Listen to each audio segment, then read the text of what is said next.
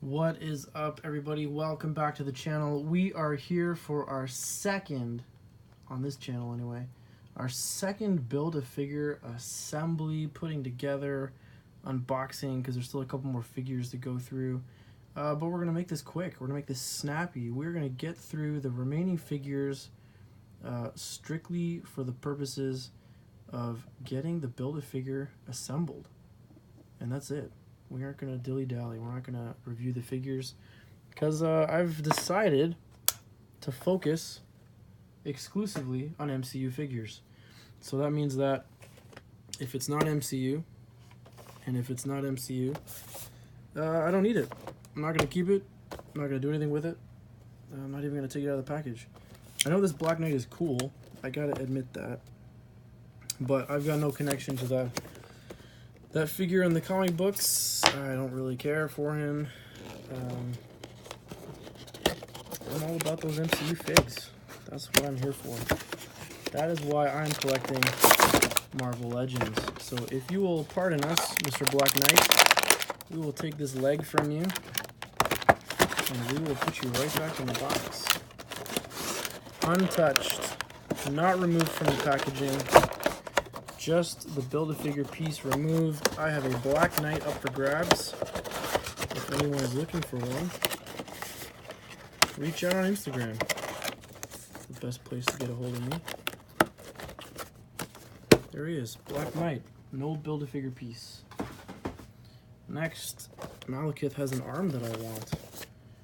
If you could please give me that arm, Malekith, I would be grateful. Ever so grateful. There we go. Didn't rip the packaging. Little bends in the cardboard. There's not much you can do about that with the way that the flaps are designed. Oh, we got two components on this guy. We need an arm. And we need, although it's not movie accurate, we need an axe. Would someone care if I didn't? Would someone care about that? Probably not, right? Why would you want the extra plastic? So, Malekith, untouched, not removed from the packaging. Okay, I'm touching him. I'm sorry, I'm touching him. He's going back in the box. Say bye-bye, Malekith. We don't know why we got you, because you were in the 4 exclusive San Diego set in a couple years ago. So I don't know why we got re-released. But hello, bye-bye. He's gone. If you need him, hit me up on Instagram. I got him, and I don't need him. We are here to continue the assembly of Thanos' children. Let's start with the legs. Here's the torso that came with Black Widow. Start with the legs. How do you know the left from the right? This is the million-dollar question. I'm gonna guess they go this way, because you would kind of assume creatures have big toes, the big toe, right? But that is just a guess, I must admit. There's no markings, no indication. No real way of knowing. I guess we'll find out in a moment. It's comforting that they're hard to put together because it means that they'll probably stay together, but it's also a little bit disconcerting because you hope that you're not going to break something in the process of putting the pieces together. This guy is huge. This guy is really cool. I wish it was screen accurate. That's the only gripe about this Build-A-Figure, is that they only had pre-production artwork, so concept sketches basically. And in designing the figure, what? This guy's got weird feet. In designing the figure, they went with something a little more gladiatorial. Is that the right word? Rather than what we actually got in the film, not because that's what they thought we were going to get, it's just because they only had pre-production artwork to work with. They didn't actually know what this character was going to look like in the film. So this is what we get. If you want it to look a little bit more screen accurate, you're going to have to do some work. You have to do some customization. You're going to have to add a bunch of detail. and like clothing and stuff. Like he's actually wearing like armor in the movie, and he's not like looking like he's gonna be a gladiator in the ring somewhere like this figure does. The crowning, literally his crown, get it, his head. Oh man, the hard part. This guy is huge. I love it. I love the size of this Build-A-Figure. Makes me happy. Because the last one we built was Okoye, and she's tiny. Yeah, there we go. We got him. He is a big boy compared to Thanos. He is huge. Move Thanos up a little bit. Cull Obsidian is huge. We do have a problem with these feet, though. He doesn't have the stabilization that you need. I think I'm just missing one detail. Again, the reason we get this axe instead of the cool piece of like shrapnel damaged piece from the film is because it's pre-production artwork. This is just what they had. This is what Hasbro had to go off of to try to build, sculpt, and build a Build-A-Figure for this line.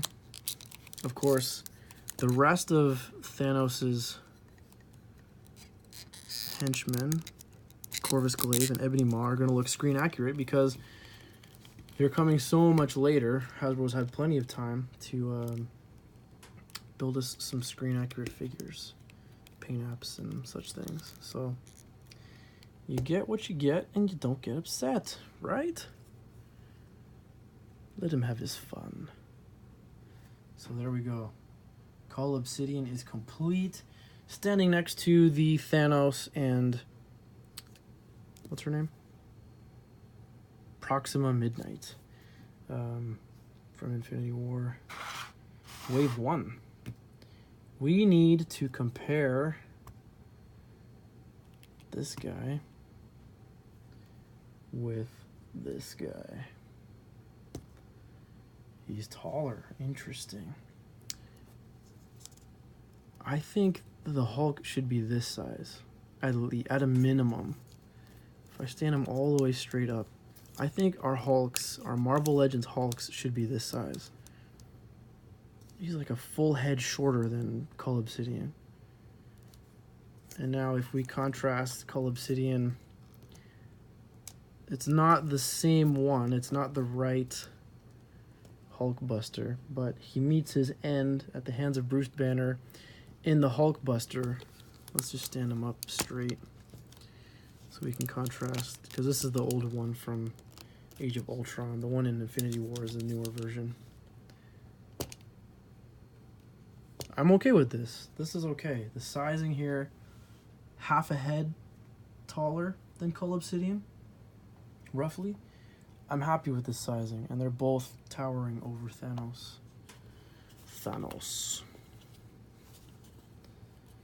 Get him in there nice and tight. You can see, yeah, that's about right. At level, his head's at his chin. Sorry, at his mouth. I think that's about right. The sizing is pretty good here. Just keeps reaffirming to me that I think we're getting Hulks that are too small in Marvel Legends. So, if you don't like those Hulks, just go, oh no, I just dropped Ultron. Get yourself a bigger Hulk. We have a Hulk. Anyway, we should do a review of this figure, shouldn't we? That's kind of one of the reasons why we're here, is it not? Head movement, he's got a big neck, not much. He can look down pretty good though, if not for his chin. Look around, not bad. We've got lots of scaling, so these arms don't have a lot of motion on them. We do have an upper bicep swivel going on, single jointed elbow. We've got wrists that have some swivel. Seriously, is that it? They don't actually, oh no, they do. It's in the axe, the other axis. This wrist, straighten that arm out. This wrist bends this way Yeah, it bends this way.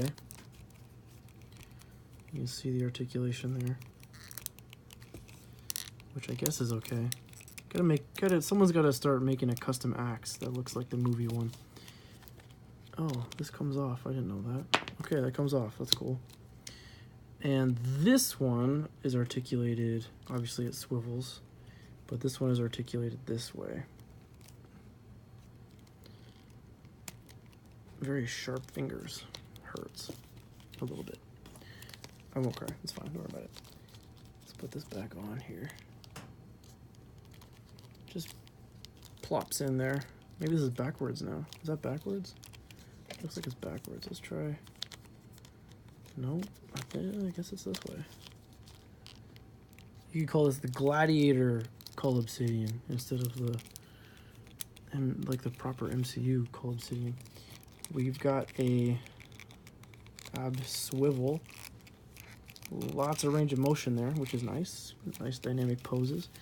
We also have a waist swivel as well. Waist pivot. Not a lot of detailing in there, which is fine. The skirting has free range of motion up and down. The hips don't need to go that far, but they do.